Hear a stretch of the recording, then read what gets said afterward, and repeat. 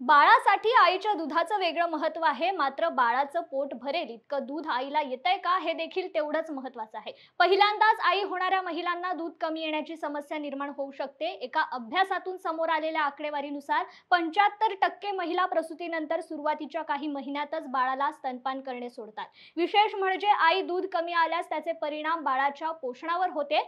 या सगळ्या बाबींचा विचार करून इतर मातेचे दूध डोनेट घेऊन त्यांचा मानवी दूध बँकेद्वारे पुरवठा करण्याची सुविधा जळगाव जिल्हा रुग्णालयात उपलब्ध झाली आहे। नाशिक विभागातील पहिली असणारी ही मदर मिल्क बँक नवजात शिशूंसाठी नवसंजीवनी ठरणार असल्याची भावना जिल्हा पालकमंत्री गुलाबराव पाटील यांनी व्यक्त केली आहे। ही मदर मिल्क बँक पालकमंत्र्यांच्या हस्ते कार्यान्वित करण्यात आली असून यावेळी डॉक्टर शैलजा चव्हाण यांनी मदर मिल्क बँक संदर्भात माहिती दिली आहे।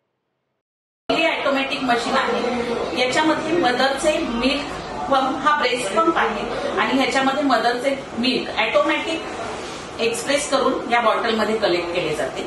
त्यानंतर 24 तास या रेफ्रिजरेटर मध्ये 8 डिग्री सेल्सिअसला दूध स्टोअर केले जाते आहे। याच्यामध्ये प्री पाश्चरायझेशन मिल्क ठेवले जाते -20 ते -25 डिग्री सेल्सिअस पर्यंत। हे सेमी ऑटोमॅटिक पाश्चरायझेशन मशीन आहे। जर दुधाची क्वांटिटी कमी असेल तर आपण हे मशीन वापरतो। हे जे आहे ते कूलिंग मशीन आहे। म्हणजे काय असतं, पाश्चरायझेशन मध्ये दूध हीट केलं जातं, त्याच्यानंतर आपल्याला ते दूध कूल करावं लागतं, तर ह्या मशीन मध्ये ते दूध कूल होतं। हे मशीन आहे हे कूलिंगसाठी आहे। आपण दूध पाश्चराइज झाल्यानंतर नॉर्मल एअरमध्ये ठेवू शकत नाही, कारण नॉर्मल एअरमध्ये जंतू संसर्ग होण्याचा संभावना असते।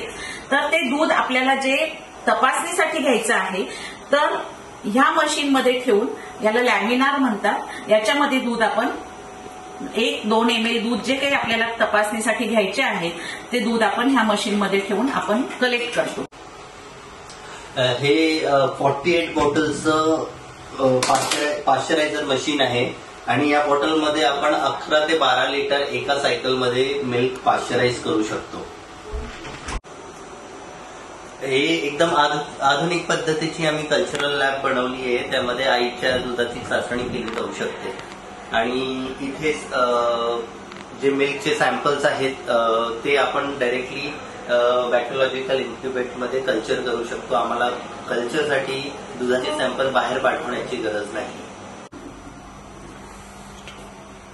हे क्लिनिंग आणि ऑटोक्लेव्ह रूम आहे। या रूम मध्ये आम्ही बॉटल्सला, पंपिंग किटला स्वच्छ इथे धुवून घेतो। त्याच्यानंतर ऑटोक्लेव्ह मध्ये आम्ही त्याला स्टरलाइज करतो आणि हॉट एअर ओव्हन मध्ये आम्ही या बॉटल्सला ड्राय करून सर्जिकल डम्प्स मध्ये स्टोअर करून ठेवतो।